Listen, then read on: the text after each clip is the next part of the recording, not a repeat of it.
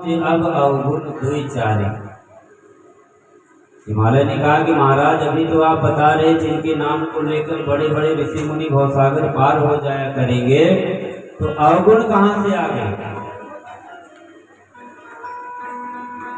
कहा मुनि हेमंत सुन जो विद लिखा लीलार।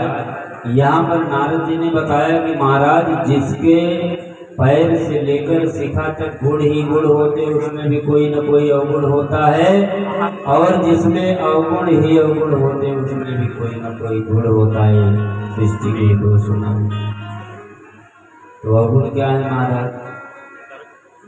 जोगी जटिल काम मन नगन अमंगल वेश, हस स्वामी यही काम मिले परिहस्त सिरेक।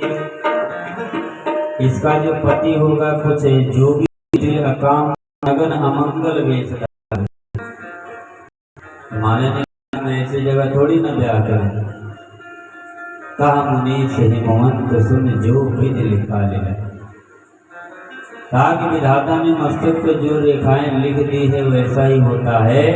अगर कोई भी पिता अपनी बेटी के भाग को बदल सकता है तो कोई बेटी दुखी न रहे। हाँ, ऐसा मिलता जुलता एक वर्ग में जानता, सामर्थ्यवान भी हैं और सामर्थ्यवान के कोई दोष नहीं देखते। शंभु सहज समरथ भगवाना, यही विवाह सब विधि कल्याण। और नारद जी ने कहा कि जहाँ तक मेरा विचार है शिव जी विवाह करने के लिए राजी न होंगे, आपकी बेटी तब करके मना ले तो बात बन सकती है। और इतना कहकर गए। सुबह पार्वती जी ने कहा कि माँ मैं तब के लिए जाना चाहती हूँ। मुझे रात में स्वप्न आया, एक बाबा ने कहा कि जाकर बेटी तुम तप करो। और आज्ञा लेकर गई हैं पार्वती। कछु दिन भोजन बारी बतासा, किए कठिन कछु दिन उपवासा। भोर तक किया, सप्तऋषि आए परीक्षण के लिए। इधर सप्तऋषि परीक्षण के लिए आए और परीक्षा लेकर गए। पार्वती शिव जी को बताया तो शिव जी की समाधि लग गई। अब शिव जी की समाधि भी ऐसी नहीं कि एक दो घंटे में टूट जाए, लाग समाधि अखंड अपार लग गई समाधि तो कितने वर्ष बीत जाएंगे कोई पता नहीं। और इसी समय घटना हुई, तारकासुर का आतंक फैला, देवता लोग मारे मारे फिर रहे। ब्रह्मा जी के पास गए, बोले मरेगा कैसे? बोले मरेगा जरूर, लेकिन शिव पार्वती का विवाह होगा, कार्तिकी का जन्म होगा।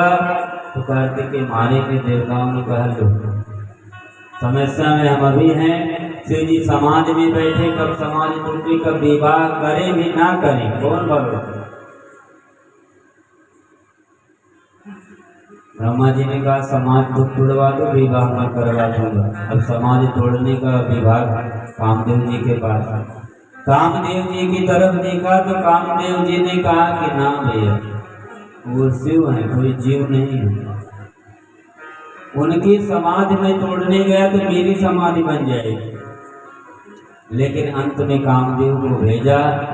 जब फूलों का धनुष बाण ताना शिव जी के हृदय में लगाया, जहाँ पर राम वहाँ पर शिव जी ने काम के बाण को देखा, व्याकुल हुए और समाधि टूटी। तब शिव तीसर नयन उघारा, चितवत काम भयो जल छारा। कामदेव जलकर नष्ट हुआ। देवता लोग आए प्रणाम करने के लिए। तो बात घुमाकर कहा कि बहुत दिन हो गए कोई उत्सव नहीं हो रहा। अंत में ब्रह्मा जी ने राजी किया और सप्तऋषियों को भेजे हैं पार्वती के पास। पुनः वहाँ से समझ कर आए हैं और लगन पत्री निकाली गई। भगवान भोलेनाथ की विवाह की तैयारी हो गई। सभी लोग तैयार हो रहे हैं, जितने बाराती हैं सब अपनी अपनी तैयारी बना रहे हैं। जो दूल्हा है वैसे बैठा है। गणों ने कहा कि ये बताओ कि विवाह हमारे मालिक का है, क्रीम पाउडर पड़ोसी लोग लगा रहे हैं। हमारे मालिक अगर विवाह में न जाए तो इनको कौन पहुंचने वाला है? दूसरे गण ने कहा कि अब मालिक का कोई है नहीं तो इनको कौन सजाए, इनका तो कोई है भी नहीं। एक गण ने कहा कि सजा तो हम ही दें, लेकिन जब इनके घर में कुछ हो तब ना। गण ने कहा कि घर में कुछ तब हो जब घर हो, जब घर ही नहीं तो घर में होगा क्या।